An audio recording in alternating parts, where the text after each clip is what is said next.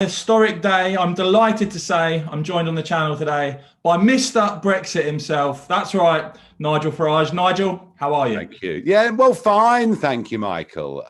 Yeah, it's a big moment, isn't it? I mean, the vote that's going to sail through at 2:30 today, then 11 o'clock tomorrow night, we leave the single market, the customs union, following on from that joyous moment back on the 31st of January when we left the European Union.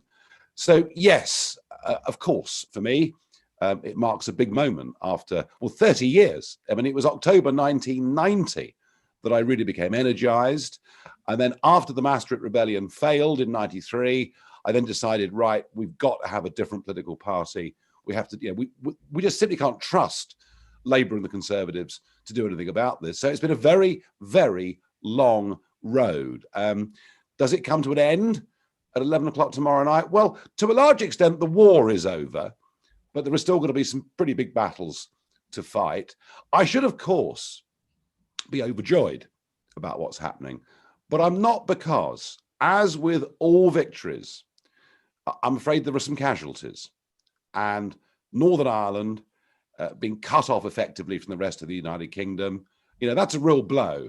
And I think it's something that will play into the Scottish debate over the course of the coming years too. And secondly, fisheries.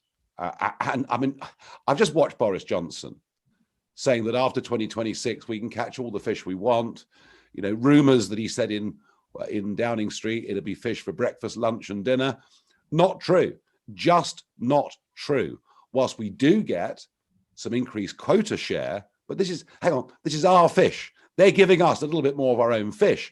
From 2026, we have no unilateral right to set fishing levels and quotas whatsoever. And of course, genuine independent coastal states like Norway, the Faroes, Iceland, they're able to make these decisions. So I am very sorry for the fishing industry. I mean, remember that flotilla that came up the Thames the week before the referendum? And I'm afraid a lot of them are feeling very, very upset indeed. So as with all victories, as with all peace treaties, all armistices, yes, I'm delighted we're here. It's massive progress. They're not laughing now, are they? But spare a thought, I think, for fishing, for Northern Ireland, and half a thought too for the financial services industry. I mean, Britain's biggest industry.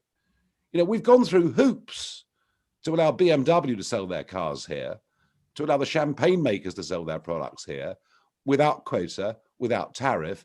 And in return, on Britain's biggest single industry, we've received nothing.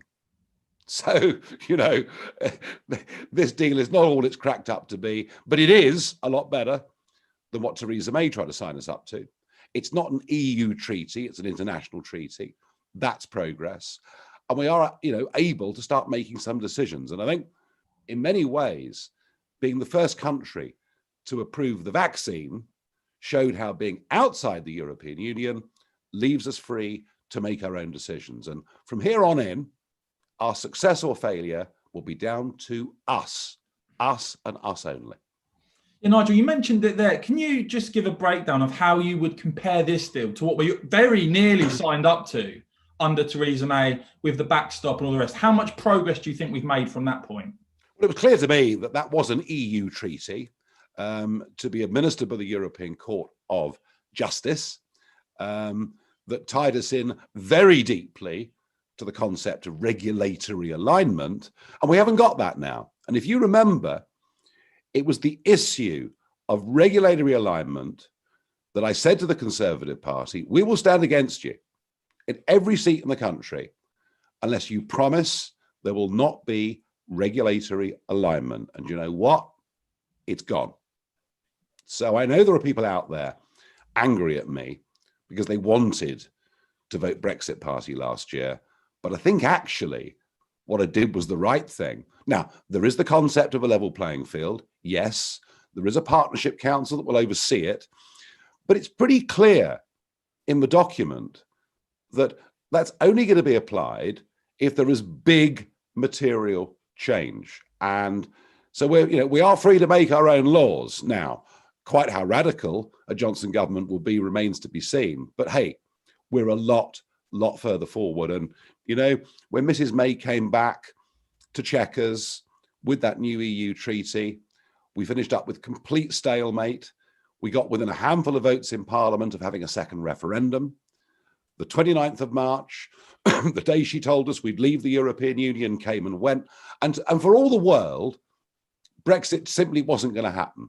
And so that was when the Brexit Party came into being, and you were part of that as well.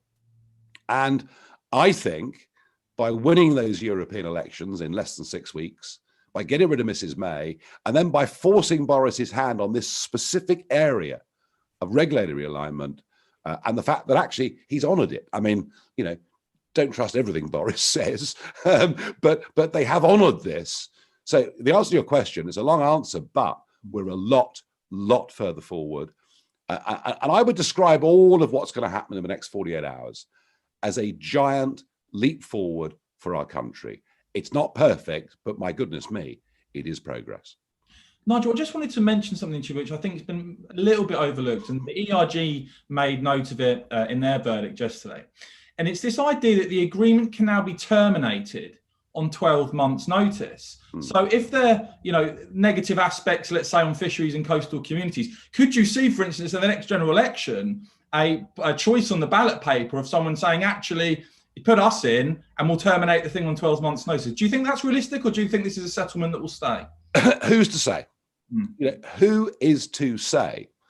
But I think even with the fisheries agreement, even though it's designed to be set in stone, I still think there are things we can change. I mean, for example, a few weeks ago, there were 5 giant factory ships, super trawlers, off the Sussex coast, catching mackerel and herrings in absolutely eye-watering quantities. And I think one of the things we've got to do now for fisheries is not just appeal for jobs and money in commercial fishing and angling and all those things, but actually to start making the argument more about the environment. You know, more about the deaths of porpoises, more about the deaths of dolphins, more about, you know, the damage that's being done to many fish stocks, sand eels included, out of the North Sea, that are towards the, you know, bottom end of the food chain and vitally important for marine ecology. So, you know, even though this fishing deal is dreadful, I frankly, I haven't given up on campaigning, as I say, not just for the industry, but for marine ecology as well. Just on the big picture of this, Nigel, I mean, I've known you for a little while now. I've been at this for a little while, but nowhere near as long as you. Obviously, elected in 1999. Something I've always wanted to ask you is, did you foresee this turn of events to the referendum, to Brexit, to leaving the EU? Did this take longer than you thought? Was it quicker than you thought? Was it about, did you have no idea really, the perception of time? In 93, when I watched the Maastricht debate, I watched the divisions in the House of Commons, I believed in the Maastricht rebels, Bill Cash and the gang, and then I saw them, because it was a motion of confidence, vote for the very thing that created the European Union from the European community, that they told us would be such a catastrophe, but they all fell into line and voted for it.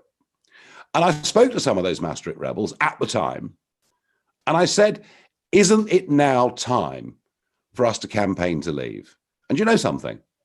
There wasn't a single Conservative member of Parliament that said we should leave. Not one. No. You know, profile of Bill Cash in today's Telegraph. Bill Cash, who for most of his life has campaigned for us to leave the EU. Oh, no, no, no, no. That didn't come till a few years ago. You know, so setting up UKIP was vital. There had to be that different political voice. One of my feelings all the way back then was that when I spoke to people in my local village pub about the EU, when I read what was said in the newspapers, that they were two completely different things.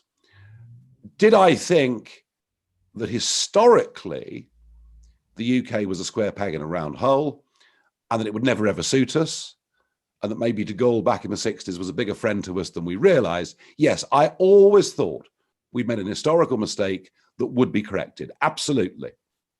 did I think that 27 years later, having devoted, I mean, nearly all, 2,000 public meetings around the country, becoming, in press terms, one of the most hated people in modern Britain, to have given up a business career. I mean, if I'd known then that we'd be having this conversation 27 years later, I think I might have stayed in the city. But look, you know what? I say that in jest. I'm pleased to have done it. I'm pleased to have done it. I felt by the late 90s, I felt, and what I knew in 97, that the European elections of 99 would be contested on the basis of PR. I knew then, if you like, this was my calling. This was the one thing that I had to be involved in, that I had to do, that I believed in with all my heart and soul.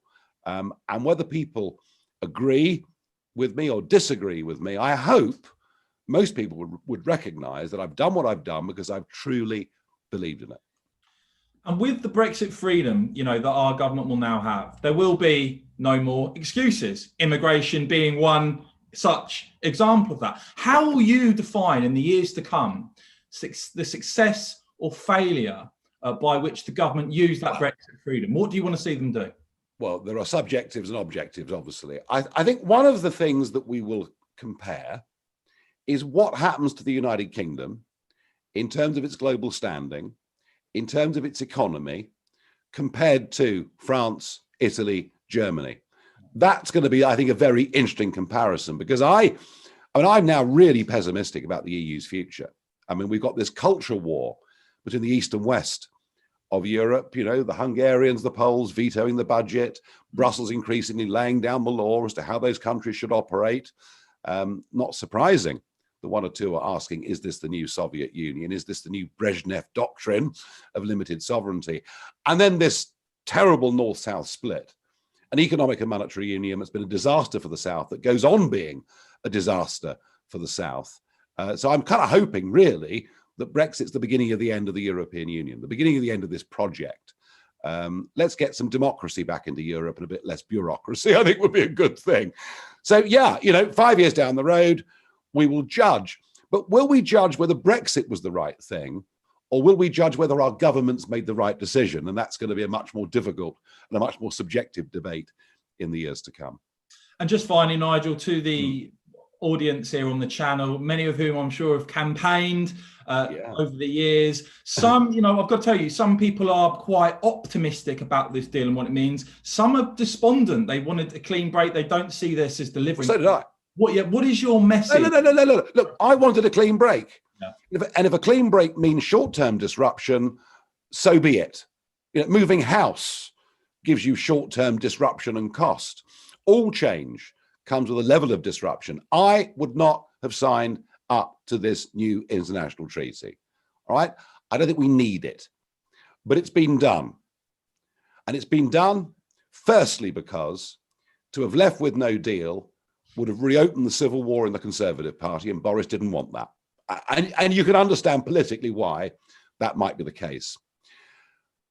But I tell you the best thing about this deal, much as I don't like it, but to be even-handed, the best thing about this deal is it means the end of the Brexit wars.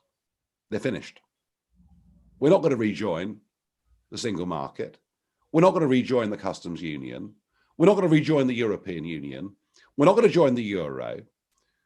And there'll be the odd voice crying in the wilderness, like Lord Adonis, saying we should rejoin the whole thing. But he will be about as relevant as I was in 1993 when I first started doing this. Isn't it funny? Isn't it funny that all the things that we fought for, all the things that I stood up and said and got abused for, things like no benefits for 5 years for new EU migrants, which are now going to become UK law. I think we can say to ourselves, and tens of thousands of people, who stood as local election candidates for UKIP, put things through doors, then rallied to the Brexit Party as and when it was time. This was a revolution of the People's Army against the entirety of the establishment. And then it began to change when the Express, God bless them, in 2014 decided to back Leave. But in the early days of UKIP, it was us against the world. We were about as popular as Millwall Football Club. You know, we really were, because what we were saying was considered to be a great heresy. And now it's become mainstream debate in this country, and there's no going back. And I think that is an amazing testament to the fact that despite all its flaws, we're still a democratic country, and ultimately, we the people are still in charge. Well, Nigel, we'll end it on that note. Thanks a lot. Great to speak to you. I'm sure we'll talk again soon. Nigel Farage, thanks so much for your time today. Cheers. Cheers.